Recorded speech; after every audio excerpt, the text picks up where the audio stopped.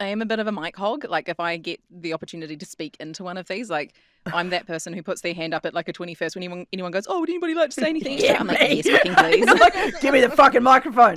Get it. And here we go Straight for the on rest board of the with night. Tessa's on the I will be mic. your host. Welcome. The show's been going for like 40 minutes. No, it starts now. Okay, And speaking that's of the starting introduction. now. Yeah. There we go. Good. Yeah, great, cool. What was it? The actual introduction? Oh. No, I'm just kidding. It could be. It could be. If you're listening, we are the Good Talkers, and we're just talking about how we like to talk, because we're the Good Talkers. That's what I have for an introduction. I don't know, team. That was great. We've been doing this for a long time. I feel like we always do the same thing. It's nice to mix it up once in a while. My name is Ashton Haugen. I am one of your hosts for today. And my other hosts, my co-hosts, are the incredible Deanna Cooney. Say hi, Hello, Deanna. hello. And the mic hog, that her words, not mine. Tessa Livingston. Sup? And of course we have Jordan, our wonderful, amazing producer, editor, keep us on tracker. We love him. Soon to be dad. Yeah. Soon to be dad. Good morning, Very good exciting. afternoon, So excited. and good evening. So I have a little story I would like to tell the class. Of something fun that I did, and kind of how I thought that I was going to be really good at this thing, and I kind of got knocked down a peg. And it was like a humbling experience in a good way. So I recently have been wanting to branch out. I really enjoy dubbing, live action dubbing, and I wanted to reach out and start maybe, I was very interested in doing anime, like dubbing for anime. And so the studio here in LA, Bang Zoom, if you know them, does all kinds of different classes and workshops about dubbing for anime. And I'm like, cool, I'm going to try one of their little workouts that they have. So I signed up for the workout, went down to Bang Zoom Studios. And before the actual class, the wonderful people who are there, they send you out scripts and they're like, okay, here, pick a couple of different scripts you're interested in practicing, and then we'll do them in studio. So the scripts are broken down. That was hilarious. That sigh. There's so much foreshadowing, because right? this is where I made a mistake. This is mistake number one. I'm looking at the scripts, and the scripts are broken down into beginning, intermediate, and advanced. And I'm like, oh, well, I've never done anime before, but it's fine. Like, I've watched some anime, and also I've done dubbing before. So I'll be fine. Like, I'm a pro at this already. Great. Love this introduction. So much self-confidence. I really, really dig it, Ashton. Love That I level have- of self-assurity, that's good. Way too much self-confidence. No, way too much. Because the script I picked was way too difficult for me. I was just like, oh, it's a cute little girl and she's talking about ghosts. That sounds exactly like something I want to do. And so I get in there, and the people that are there are so good. Because they've been practicing this for months, years. Like, there was a girl sitting next to me. She's like, yeah, I've been taking classes here for about a year. She's like, so I chose the intermediate script. And I was like, okay. Oh, dear. And I went in there and I kind of talked a big game. Yeah, like, I do live action dubbing and I've done all this stuff. And then I go up there to do my script. And it is so different from live action dubbing. So when you go into live action dubbing, a lot of times you have this band. If you've never done it before, you usually have this band down at the bottom, and it has all your words. And there's different things that will give you clues about how you should say the words or when you should pause. There's like little different visual clues. And then also the video is behind it, so you can kind of see when the actors talk and when they're supposed to be quiet, and you can kind of match what they're doing. It's not like that with anime. They give you a script on paper, and there's a bunch of stuff in there that I didn't know what it meant because it's only applied to like anime. And there's a bunch of like little like acronyms and all kinds of like, I was like, do you have a key to like what all this stuff means? Because it was like, it's so different. Anyways, I get up there and I choke hard.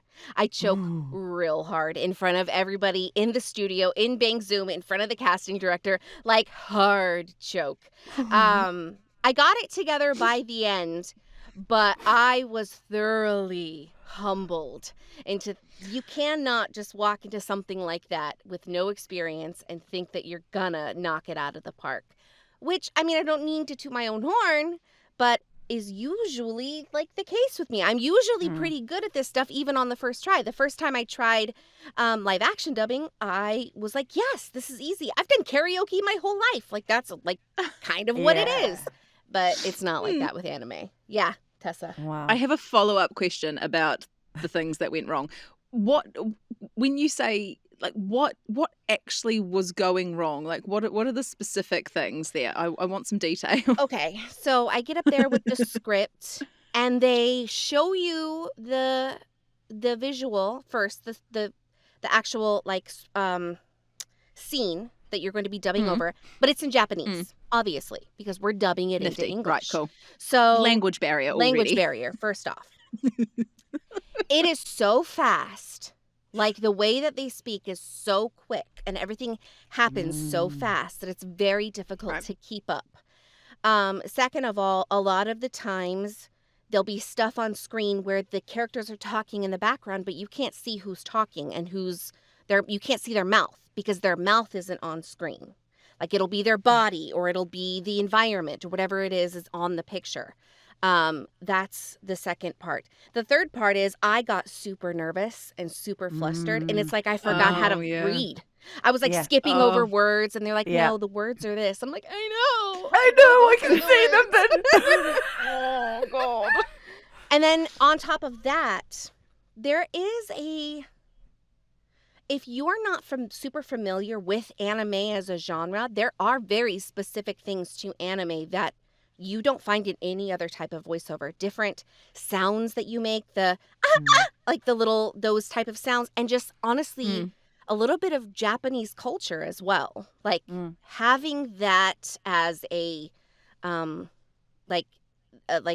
if you know that beforehand, you're going to have a way better time than I did. I do have watched a little anime, but everyone else there, the thing about anime people is they love anime. They're real into their stuff, They're really into it. And I'm like, I think it'd be fun to try. But it's not like my favorite thing in the world. Everybody else in the room, it's their literal favorite thing in the world. So I also felt like a little bit, I didn't want them to feel like I was disrespecting the thing that they love the most either. Right. So it was like it was unexpectedly high pressure, like more high pressure than I thought it was going to be walking in. And actually, I'm kind of glad that I got a little bit humbled because I think I needed it. You know what I mean? And like that's what classes are for. Okay. Yeah. Right? Like, classes aren't for walking in and being the best. If you walk in and be the best, you don't need the fucking class. Right. Yeah, exactly. Like, classes are the place, and this is a really interesting thing as a teacher as well, right? Like, and I have to remember this as a student, because as a teacher, I run my classes like, guys, this is where you fall over. Like, this is the place to land flat on your fucking face. Get as many things wrong in here as you can. The more you fuck up, the more you learn. It's fantastic. Please. That's what this environment is for. It's a container for getting it all terribly wrong, right? But then as a student, I have to remind myself of that all the time, right? And the better we are at things in general, the harder it is to let ourselves fuck up, and the harder it is to feel like that's what's supposed to be happening. Yeah. Yeah. 100%. And I feel very grateful that I walked into something and I was really bad at it, because now I know you need to take introduction to anime. You are not on the intermediate or advanced level yet. Not even the intermediate, babe. From scratch. Because you don't know anything. You know and I'm shit. really glad I did, because maybe without that, like, I would have just jumped into intermediate or advanced, and it would have been way worse, you know? Imagine if that was a job. Imagine if you put your hand up and got cast and that process happened in an actual job, right? That's career damaging when that shit happens. Yeah. It happening in a class, not career damaging at all, right? Like that's what classes are for. Yeah. I would have 100% gotten fired justifiably if that was a job. Yeah. Yep. Blacklisted forever. Yeah. Ashton Haugen, no. But it also kind of lights a little bit of a fire in me because now I want to go in there and I want to prove that I can learn this and I can do this and that I want to get better at it too. So and that I reckon that is that's ultimate, right? Like that's the actual important bit here, right? The important bit is what you do after the failure. Yeah. Right? Because you could just go, oh, I'm shit at that. I'm not going anywhere near that again. That was an awful experience.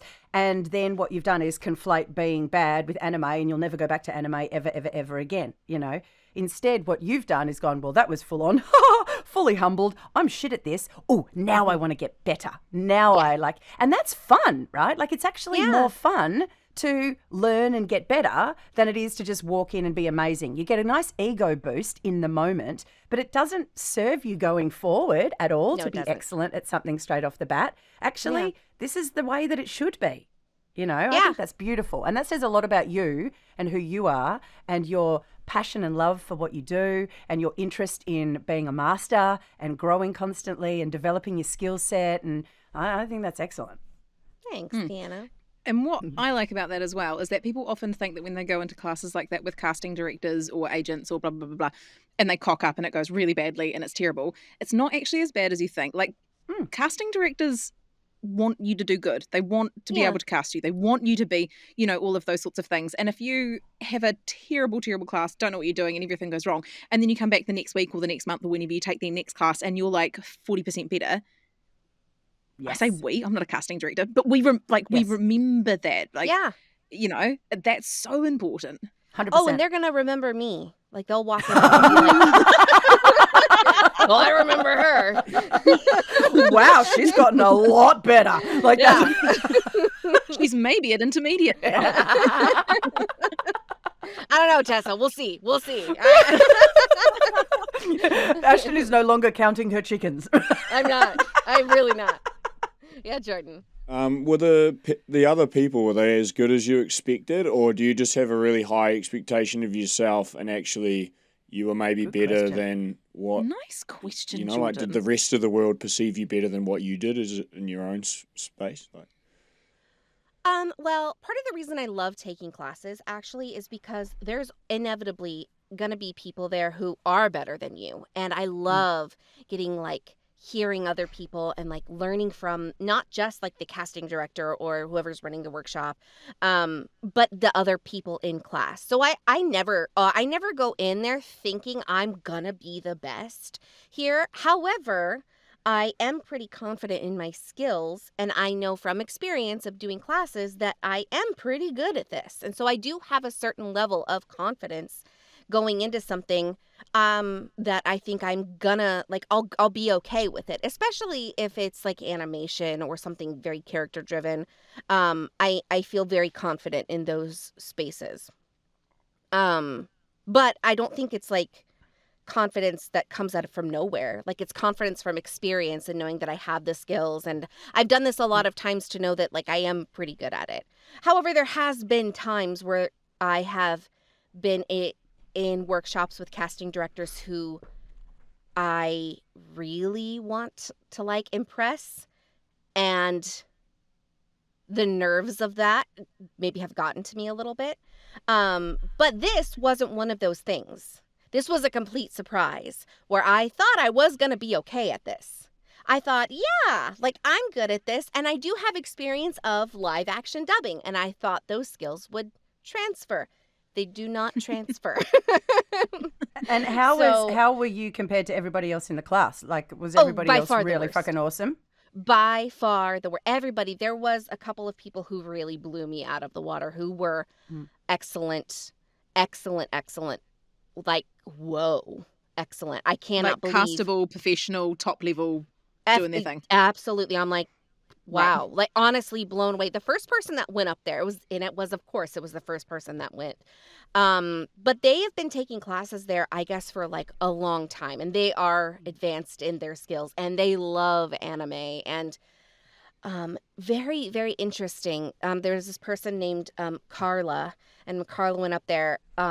My mind was blown with what they were able to do with their script and nailed it on the first take. Like, absolutely annihilated it. So yes, I was thoroughly impressed with that person. And then there was another guy who I met who was like, yeah, this is my first workshop here, but he had taken one other anime class and he went last, and he was phenomenal too. Like, really, really great.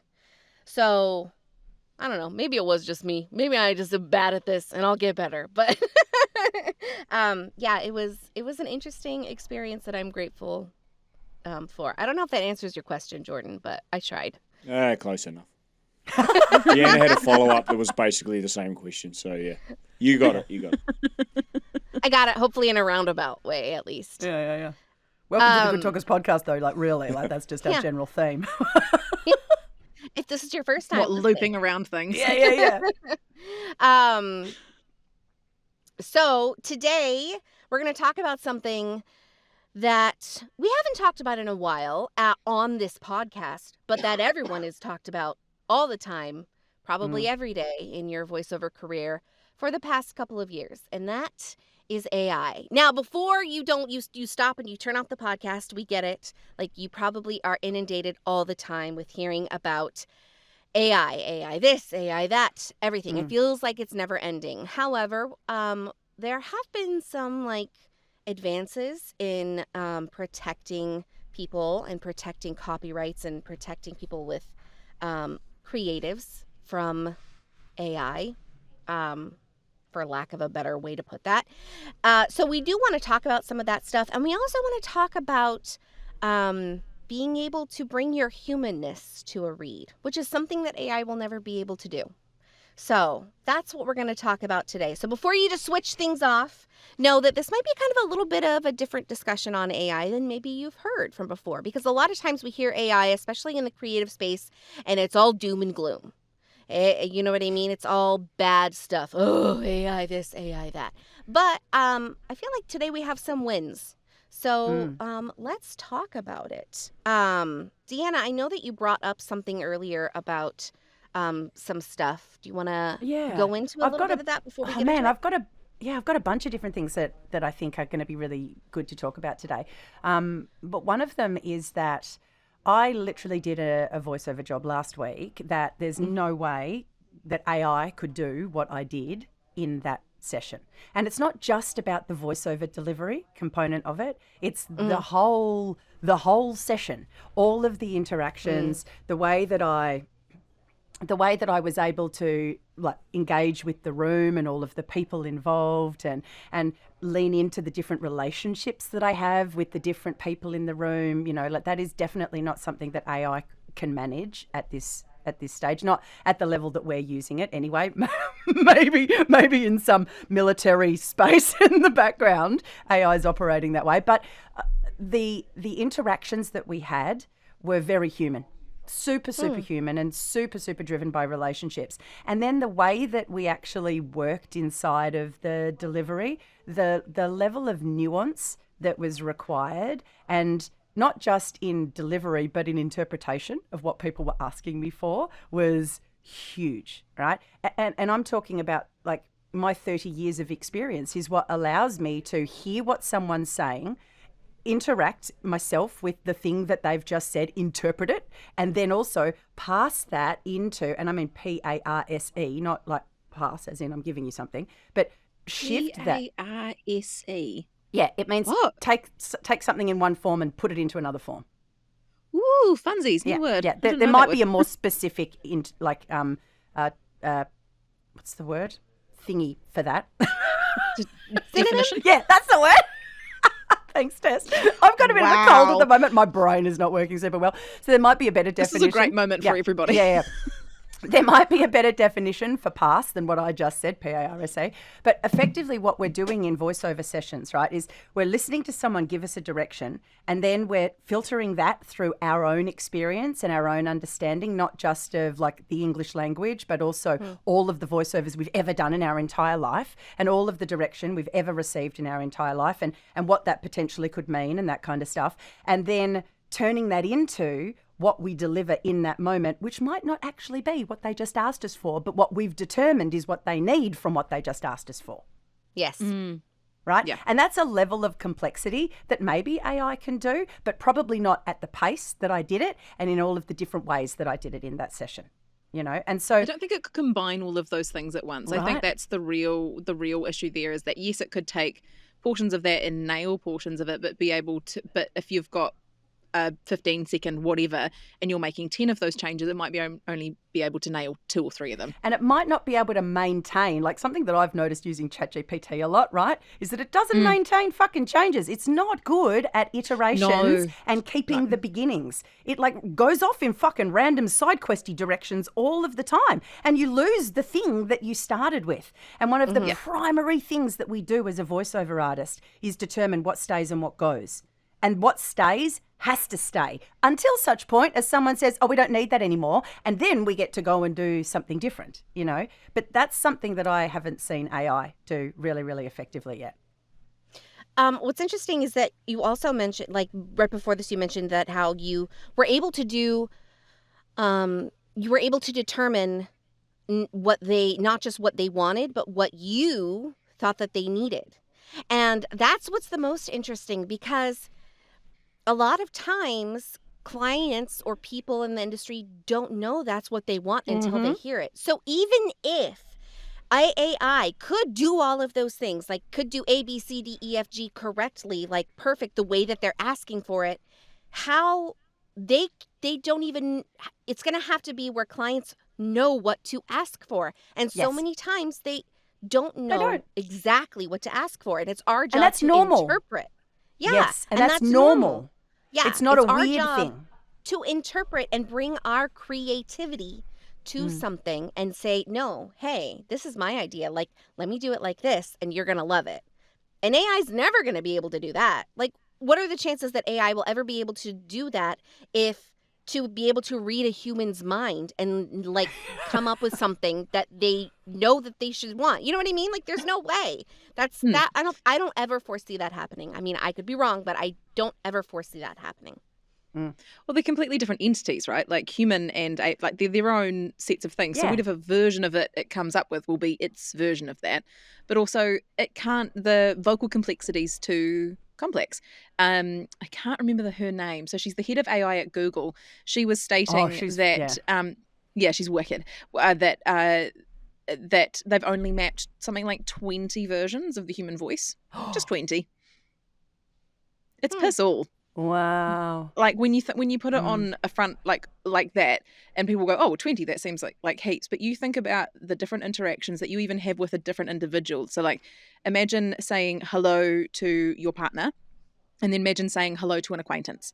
Those two ways that those words are produced are completely different. And then if you say hello to your partner and you need to tell them something really terrible, there's a tone in your voice. If you need to tell an acquaintance something really terrible, there's a tone in, like there's all of these layers and levels of complexity that are just, you can't, as a artificial voice, being able to stack all of those and keep them authentic and keep them consistent, and too hard.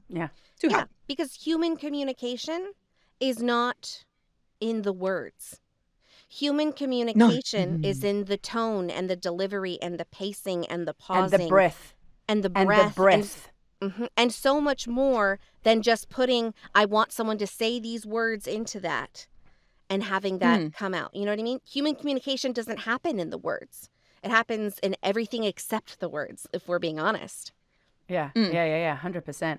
And I like that whole idea of breath it's becoming clearer and clearer and clearer to me the more I start kind of like investigating what am I doing in my communication and how is that different to the way that AI communicates. And the fact that we breathe, right, it cannot be replicated because there's nuances in our breath and that is driven by subconscious reactions to the world, right? Yeah. It's not just conscious choice. Yes, we make conscious choices when we're performing because that's our job, right? But also there's a whole bunch of unconscious, subconscious stuff that's happening that we're not necessarily even in functional control of, right? Yeah. It's happening in the background. And how do you create a machine that that is able to replicate that kind of thing? I just don't know if you can, right? And how do you replicate that biological function of breathing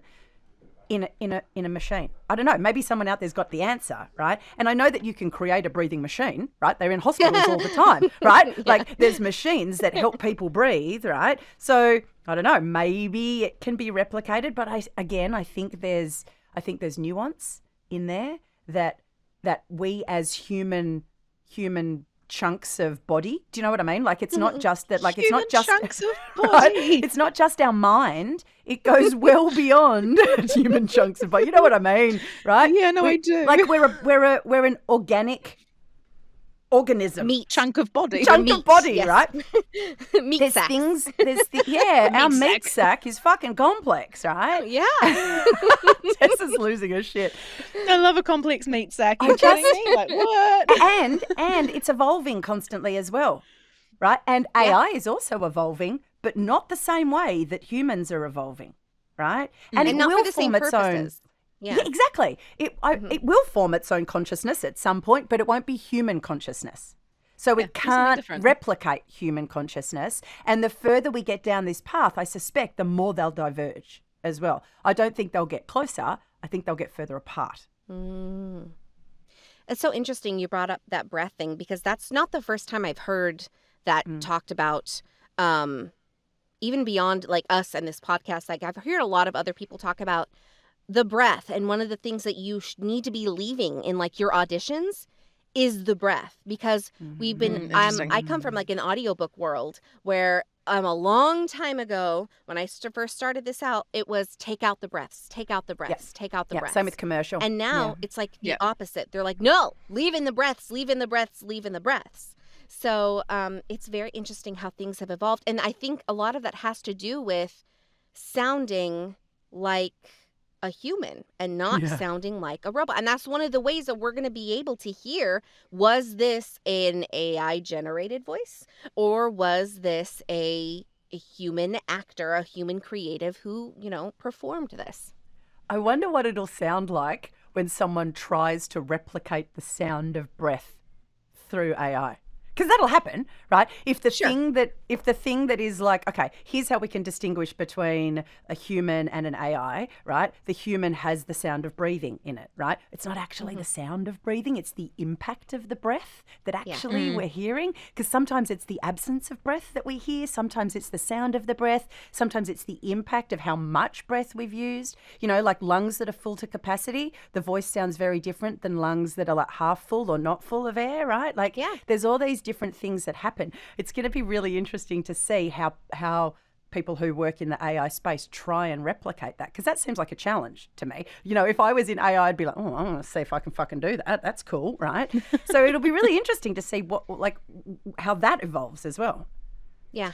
I think I have heard AI with breath, and I can't think of where I've heard it from. But here is where it doesn't succeed in that, is that because AI is binary, like, ones and zeros, the breath is always the same related to its directional instruction. Yeah. So whilst, I remember hearing it the first time being like, fuck me, AI can breathe. Oh, God. We're doomed. We're in trouble.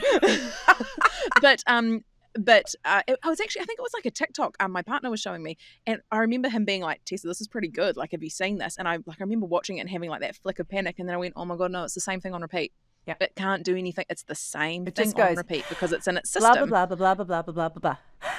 Blah, blah, blah, blah, blah, Yeah, blah, blah. or it'll Yeah. have like, not- depending on the context of the thing, like, because I think this guy was like, he was a little bit funny, so he'd be like, well, and like he'd have that kind of breath in, but that was the only, like, it might have been shorter or longer or whatever, but it had no variation in its emotional impact. Yeah. Yeah. Yeah. Yeah. And that's like that's totally it. It's like you said, Deanna, there's so much subtext in the breath. Yeah. Like those are two different things. If I go, I might mean one thing, means something else, right? Completely different. And it's, if you just put in the same breath, it's not going to mean something different every single time that you breathe in and out. I think it's going to be really interesting when it comes to, oh, dang, I kind of, because we're talking about breathing, I keep forgetting. Oh my God. Is that whilst there is definitely input on like, because I'm thinking about that when I'm making demos for people as well, being like, how do we keep the texture and how do we keep the breath in, like all of that stuff as well. But I think it has to be so much more nuanced than just leaving the breath in. The breath has to be like meaningful. Those textured like not mistakes, but like inconsistencies, extra color inconsistencies, like things.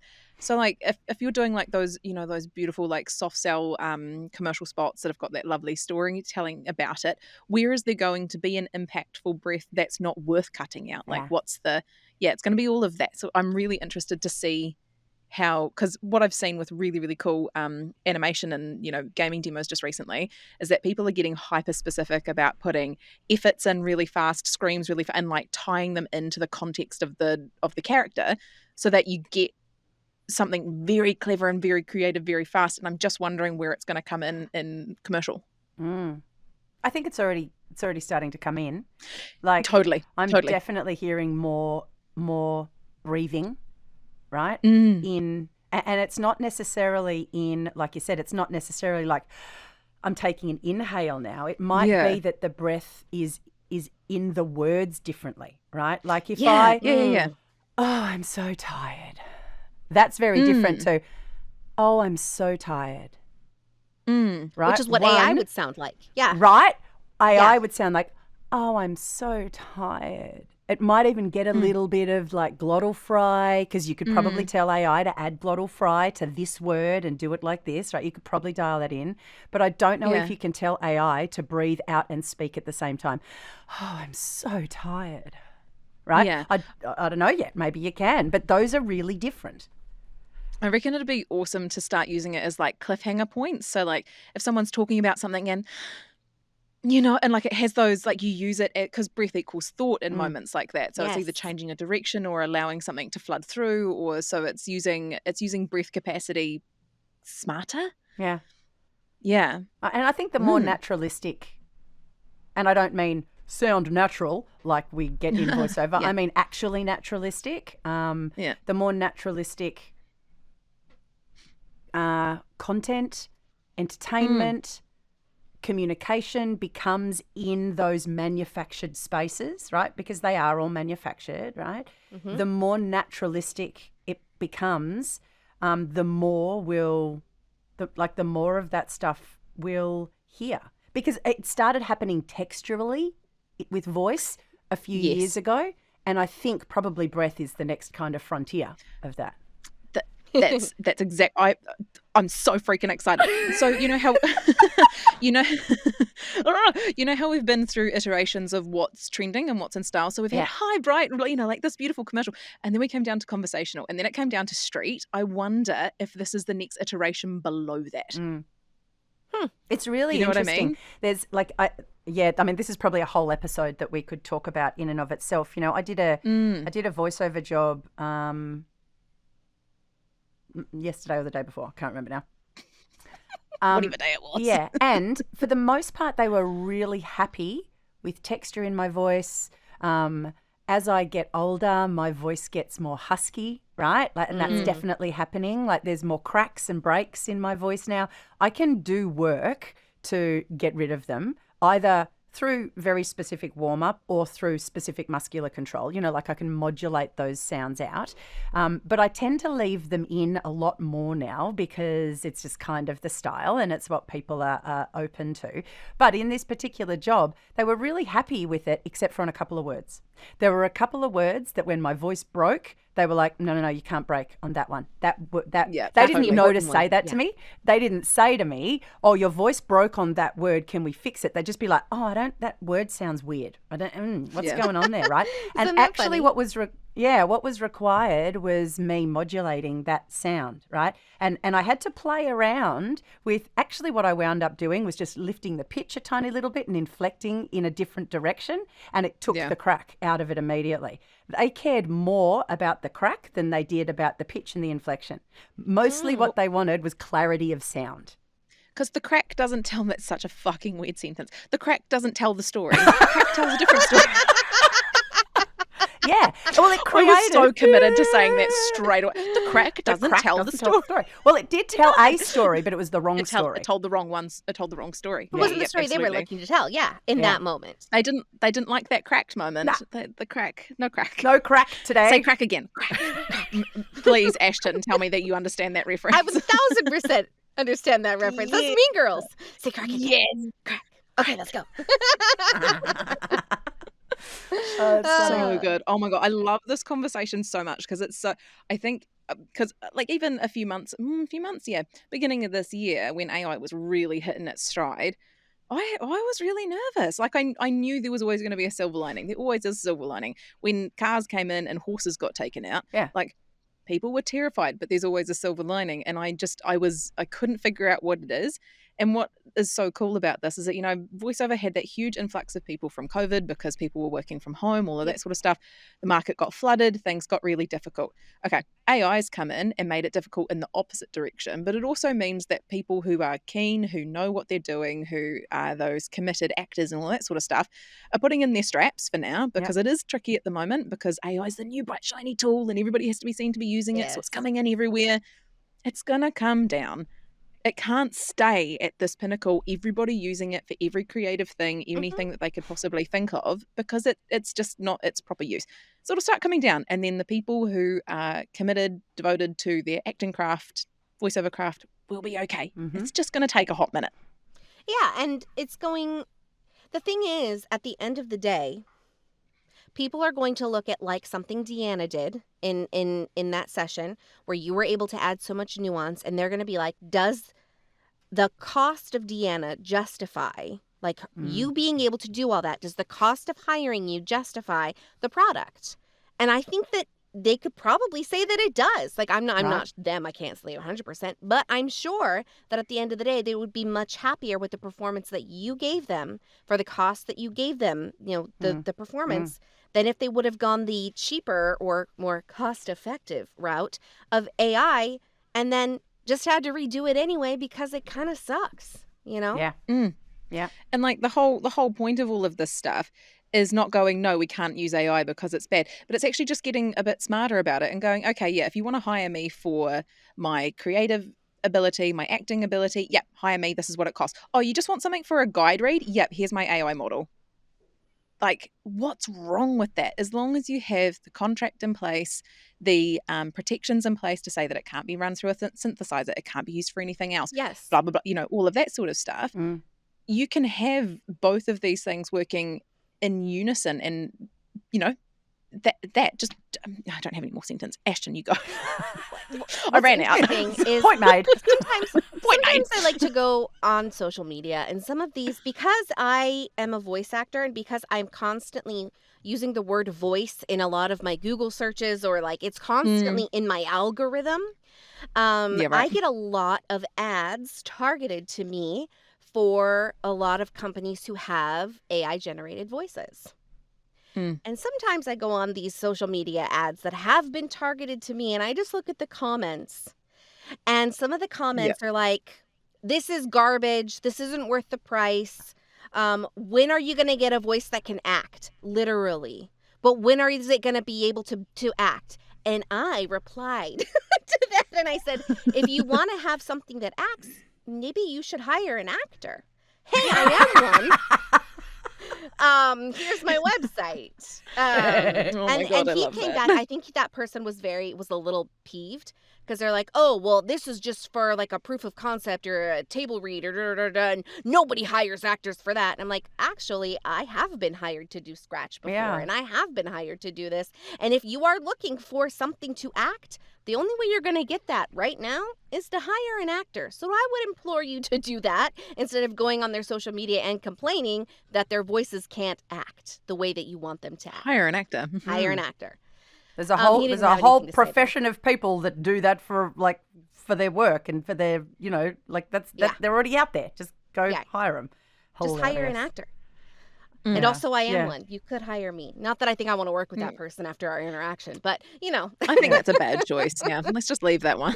Yeah. It's really interesting because you mentioned that like sometimes people will go to AI for ease, right? It's cheaper, it's faster. We know that. We know that it's cheaper. We know that it's faster. And so often people equate that with ease, okay? But here's the thing. Like, it's only easy if it fucking works the way you need it to work, right? And when you are dealing with these nuanced kind of things, often a human who has experience, right? So like hiring me versus hiring someone brand new to voiceover, then I can see that like hiring the person brand new to voiceover might not make the job easier, right? But hiring me makes the job easier. I make things easy for people. And I'm at the point now in my career where that's actually my primary goal. I'm not going into voiceovers anymore proving to people how good I am or trying to show them that I'm really good at this. Don't need to anymore, right? Like, I've got a body of work, but also I know that I'm good at what I'm doing, right? Yeah. So I'm not going into voiceover work anymore looking to prove myself or to do like a better job than every other person on the whole planet, right? What I'm looking to do is to make the process easy for the client, for the producer, for the writer, for the client. I want to, and this happened yesterday or the day before, whenever it was, I literally walked back into the studio and they went, oh, this is great. We knew that you'd be good because we listened to your demo and it had the range that we needed. But you know what? You just made that so easy. That was so easy. Thank you for making that easy. And I was like, oh my God, that's awesome. That's literally my goal. Literally my goal is to make shit easy. So thank you so much for saying that, because that's actually more valuable to me as a human, as a performer, as a voiceover artist, as someone who does this as a living. It's more useful for you to tell me that I was easy to work with than I did a good job, because I already know that I'm doing a good job. The value's way different. Yeah. The value's so different. And I just don't know. And it just tells you how much about you. Yeah, right. But I also don't know that AI necessarily can be relied upon to make things easy all the time. Oh, only if you know how to input shit. Right? You have to know AI is only as good as the inputs that you give it, right? And that brings us back to that idea of people don't know what they want until they hear it. Yeah. Yep. You know? So that being easy is as much about having the skills to interpret and deliver something that nobody asked for, but they like fucking stoked that they got. Right? Yeah. Right? That's a whole different kettle of fish. Yeah. Anyway, we I don't love need to that. go over that again because we already talked about that. Yeah. No, but I love that. I love that we kind of came full circle with it, because I feel, well, I hope that we gave people more hope than despair in this AI discussion, because I think we are rounding that corner of less despair, more hope, like as the industry evolves. I really do think we're rounding that. Well, I even have some proof for the fact that we're rounding, and I'm just pulling something up on my saved posts in Instagram because I've got two things in particular that I want to share that are like definitely super hopeful kind of bits of information. The first is that YouTube, from July 15th, YouTube will pay only for real voices and original content in their partner program. Cool. So anyone who's partnering as a partner, you know, you're delivering content, you're getting paid for it and stuff, AI is only going to pay you if you're using a real voice, which is bloody fantastic. I fucking love that. It's really, really nice to see that level of support happening at that level, right?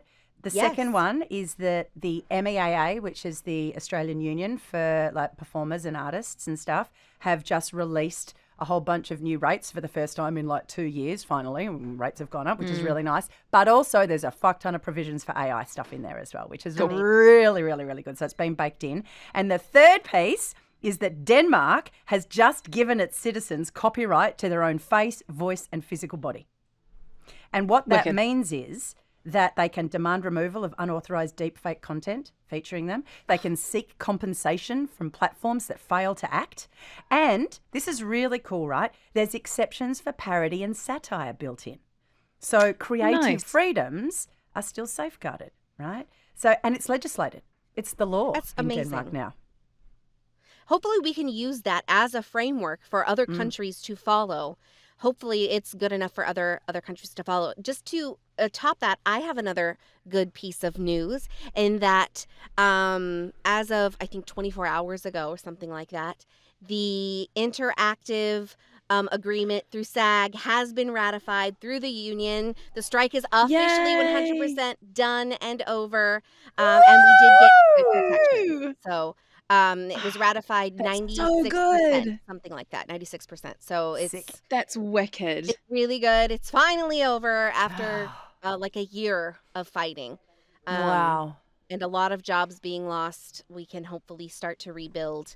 We can rebuild the interactive stuff that's been going on, and a lot of the stuff that has left hopefully will come back. And continuing, like I see NABA all the time going back to Washington and fighting for more, like trying to get this on the legislative books. I don't think it's a priority for this administration. You reckon? But, we're going to keep fighting. Nice. That's so exciting. That's so nice. So many actors will be feeling relieved about that, being able to step back into work, Yes. step back into stuff and feel like they're being protected and looked after and actually respected for what they do, because Yes. that's so important. Yeah. You had your hand up before as well, Tess, when I was first talking about the Oh, I did. I had a quick thought, because when it says will only pay original creators and I wonder what the overlays, that AI voice that sounds like this and tells those stories, like that when people use, because that's funny. Yeah. I from, like, love seeing TikTok. video. Yeah, so I love seeing Oh. videos of like little sausage dogs being like pissy at about something that's happened, and there's an AI voice, my mom, and it says, and it says, oh, I just think they're fucking funny. Yeah. I wonder what it means for that kind of content. Well, I think It means, I can tell you what it means. Oh, what does it mean? Oh, great. It means that those people, 99% of the time, that's not their original content, and that content is stolen from another platform and uploaded on YouTube. That's the kind of stuff they're trying to stop. Oh, That is exactly what they're trying to not pay for anymore, because it's a lot of stolen content. It's not their original content. So like that voice just on cycle. is from TikTok. That is a voice actor who got paid by TikTok to do it. She's on TikTok. She talks about it all the time. She's like, yes, hi, I am the voice she's of awesome. TikTok. She's so Yeah. cool. Yeah.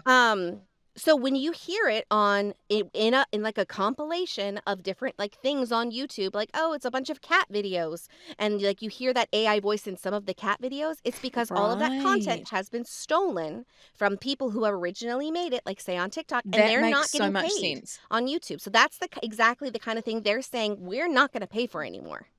So if it's being originally produced through TikTok, being used on their own videos, and that voice is being used inside TikTok and then Yes. put on their own platforms, that's fine. Yes. But it's when it's ripped from that and put somewhere else, and even if it's recycled back through TikTok.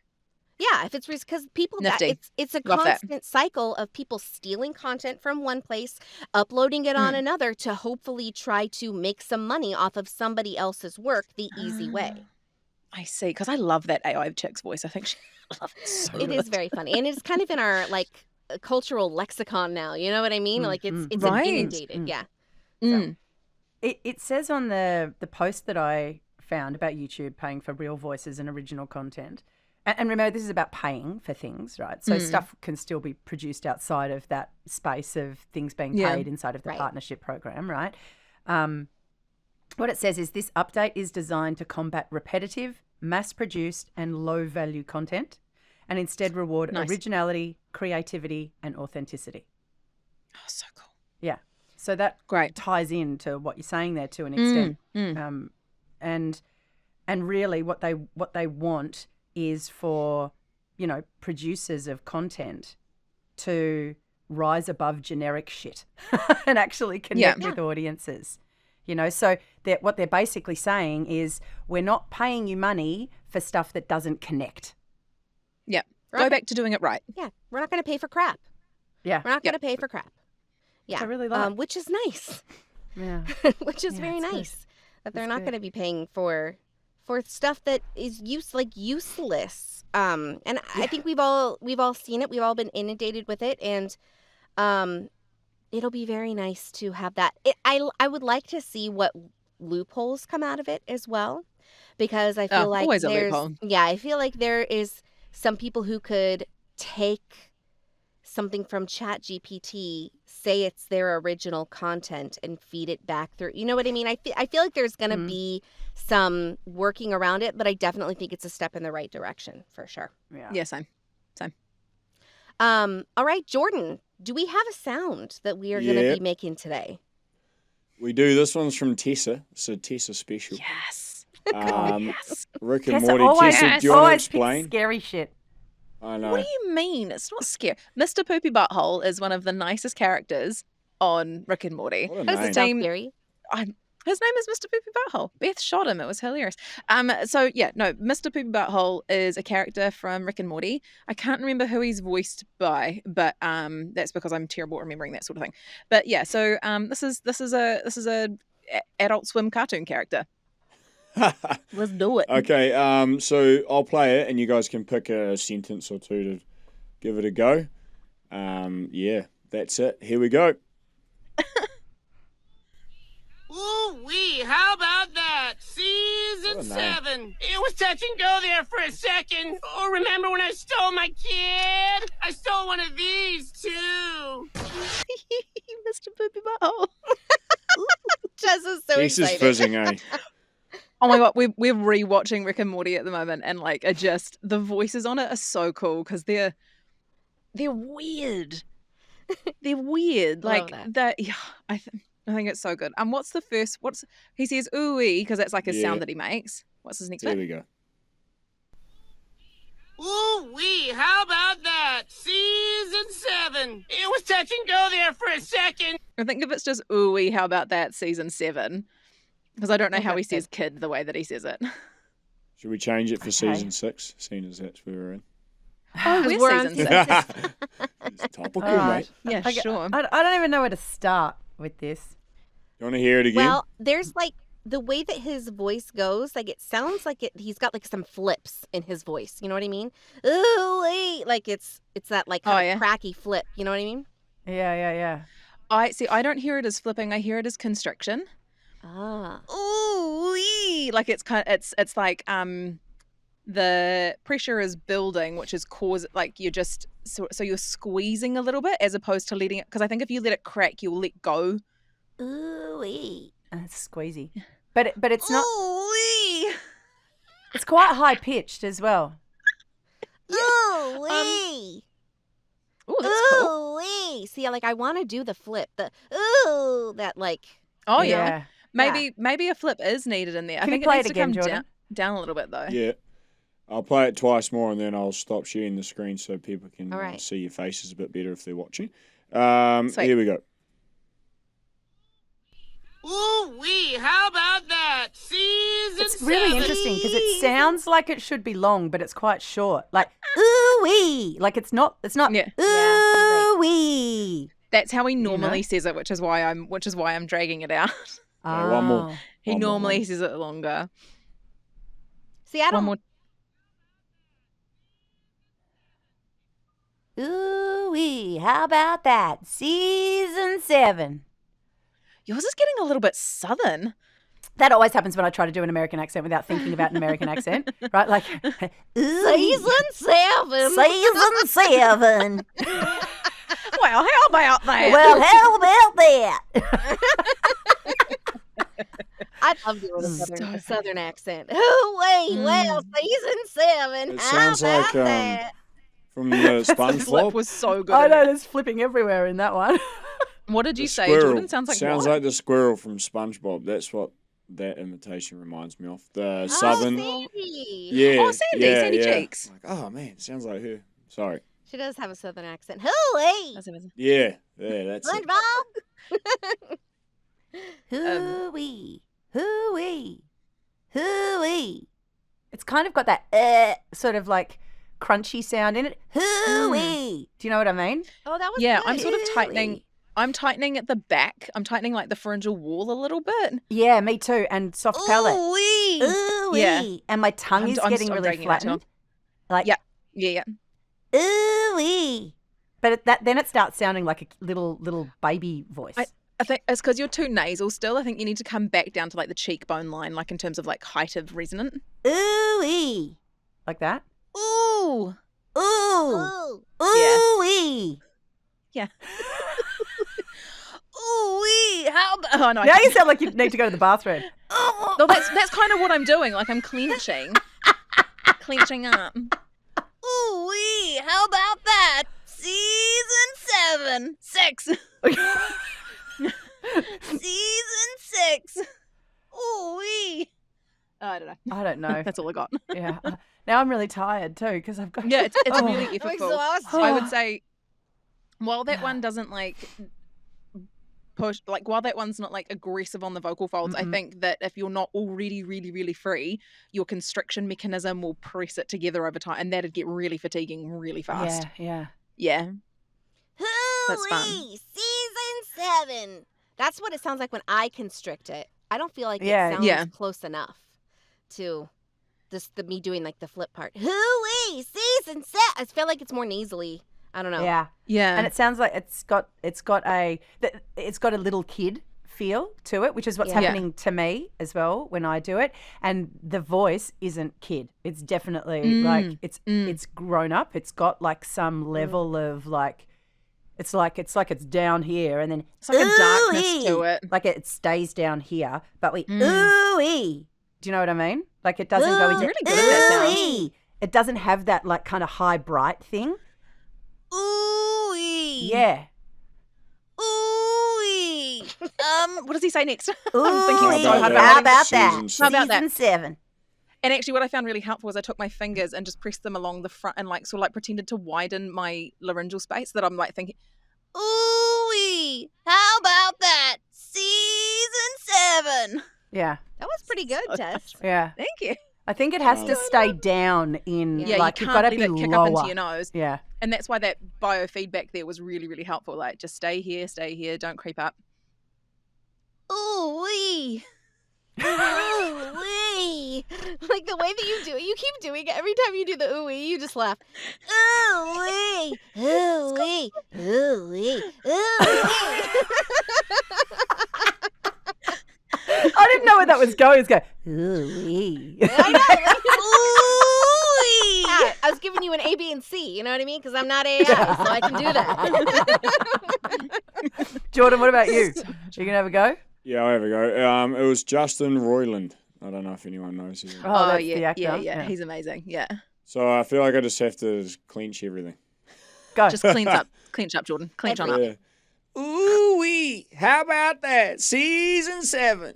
See, it's a man tone. voice. Yeah, it sounded That's southern the straight tone. away. Yeah. That's Yeah. the tone, though. Like the southern thing, don't worry about that, right? Like, honestly, it's because it's a man voice. Mm-hmm. Has it? I think he's the voice of Morty, Uh, if that means anything to anybody. No. It does. I reckon you're closer Yeah. than the rest of us. Yeah, Jordan, that's the best Definitely. one I've ever heard you do. Yeah. I'll take That was it. good. First was- attempt. Clench that, That butthole. Clench it. Here you were firmly clenched. Yeah, that was good. And acting on. Oh, I think that's like the first. That is like the first time that Jordan's ever like outsounded us. Very nice. Yep. Like job, knocked it out the Jordan. park. Out Yeah, the park. very very nice. Good job. Well done. Thank you. You should wear your button-up shirt more often. I know. Yeah, that's what it is. Business. Came from Because you're about to have a baby, you're already like carrying heaps of tension. You're like, I'm just generally like fucking squeezing everything right Oh, now. mate, Ooh-wee. Didn't like have to that. try. Yeah. It's already on. I love it. That was really great.